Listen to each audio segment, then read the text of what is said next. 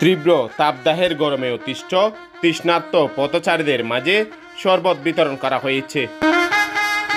ফটিকছড়ির মাইজভান্ডার দরবার শরীফের গেট সংলগ্ন সড়কে মাইজভান্ডার গৌসিয়া হক মঞ্জিলের সাজ্জাদানশীন হজরত শাহ সুফি সৈয়দ মোহাম্মদ হাসান মাইজভান্ডারির নির্দেশনায় মাইজভান্ডারি গৌসিয়া হক কমিটির ত্রাণ ও দুর্যোগ মোকাবেলা সেলের কর্মসূচির অংশ হিসেবে আশেকানে গৌসিয়া হক ভান্ডারি লেলাং ইউনিয়নের গোপালঘাটা শাখার উদ্যোগে তৃষ্ণার্ত মানুষের মাঝে শরবত বিতরণ করা হয়।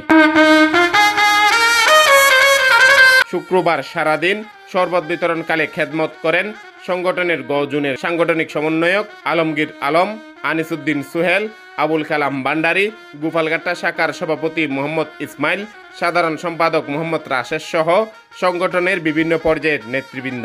মাইজভান্ডার গৌসিয়া হক কমিটি বাংলাদেশ ত্রাণ ও দুর্যোগ মোকাবেলা সেলের নির্দেশনায় আশেকানে গৌসিয়া হক ভান্ডারি গোপালঘাটা শাখার ব্যবস্থাপনায় আজকে দরবার শরীফ শাহী গেটের সম্মুখে শরবত বিতরণ কার্যক্রম চলমান রয়েছে।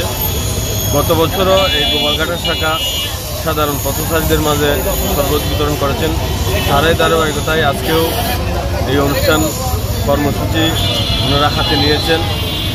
তীব্র তাপদাহে সাধারণ মানুষ এই শরবত বাবাজানের তবরুক খেয়ে মনে প্রশান্তি অনুভব করে মহান রব্বুল আলামিনের দরবারে ফরিয়াদ করতেছেন যাতে মাইজভান্ডার গৌসিয়া হক কমিটি বাংলাদেশ মানবতার কল্যাণে এই কর্মসূচি এই ধারাবাহিকতা যাতে অব্যাহত রাখতে পারে।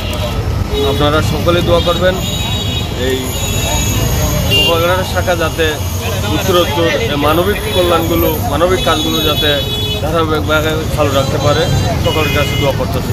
মাইজভান্ডার গৌসিয়া কমিটি দুর্যোগ মোকাবেলা সেলের পরিচালনায় আশেকানে গৌসিয়া হক ভান্ডারি গোপালঘাটা শাখার উদ্যোগে আজকে এই মাইজভান্ডার শাহী গেটে আমরা গত বছরে নিয়ে এই বছরও শরবত বিতরণ করতেছি।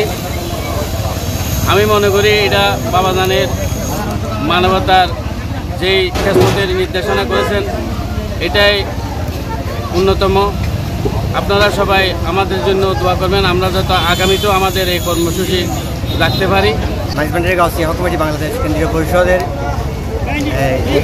নিয়ন্ত্রণাধীন আশেকানে গৌসিয়া হক ভান্ডারি গোপালঘাটা শাখার উদ্যোগে আজকে এই জুমার দিনে মাইজভান্ডার শরীফ শাহী গেটে আমরা আমাদের কমিটির পক্ষ থেকে সাধারণ দরবারে আগত জাহেরিন ভক্তদের এবং সাধারণ পথচারীদের মধ্যে ঠান্ডা শরবত বিতরণ করতেছি। আমরা গতবারও এই কর্মসূচি করেছিলাম, এবারও ইনশাল্লাহ করতেছি। সবার প্রতি আমার অনুরোধ থাকবে এই যে গরমের তীব্রতা, আপনারা যার যার অবস্থান থেকে এই অবস্থায় সাধারণ মানুষের পাশে এসে দাঁড়ান, মানুষকে একটু ঠান্ডা পানি খাওয়াইয়ে মানুষের অন্তরকে শিথিল করুন।